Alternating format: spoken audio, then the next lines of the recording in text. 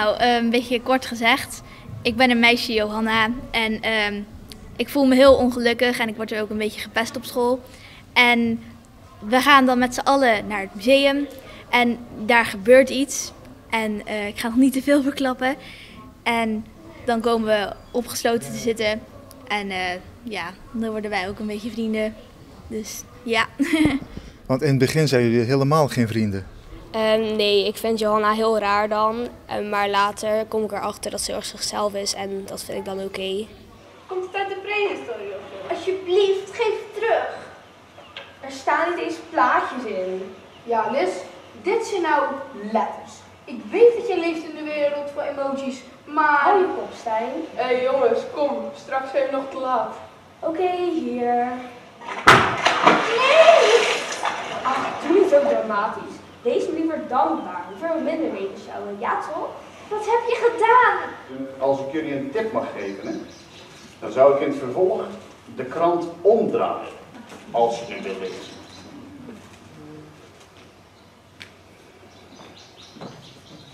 Jij hebt mij briljante ideeën. Maar heb je gehoord wat hij zei? Er ligt een zeer kostbare diamant in dat museum. Denk je dat ik denk? Ik denk het ook. Zei dat? Ik dacht ik al. We moeten die diamant te pakken zien te krijgen, want dan zijn we één klap rijk. Maar één detail. Hoe komen we aan die diamant? Ik weet dat hij niet zo voor het oprapen legt. Geen zorgen, ik heb een plan. Luister. Ah, slim. Ik ben Wim Kools. Je bent dus een jongen. Ja, zeker. En welke rol speel je? Ik ben een vandaal en ik probeer een diamant in het museum te stelen. En daarvoor moet je je verkleden.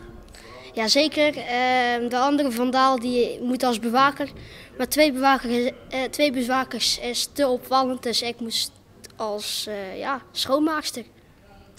Als schoonmaakster. Nou, het staat je goed. Bedankt.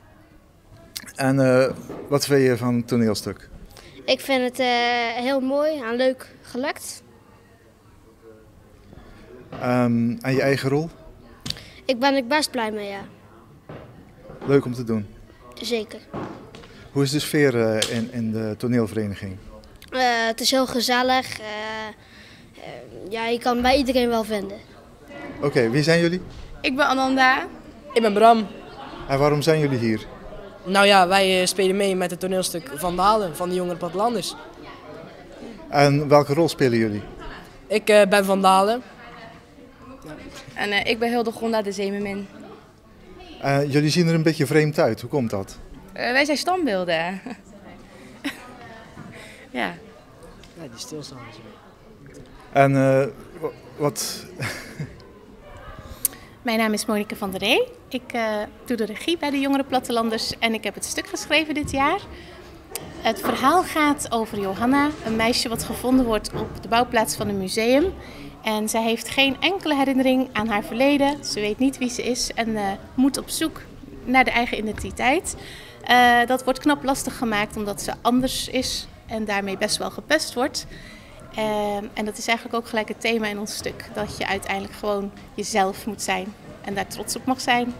Wat komt er allemaal voor in het toneelstuk?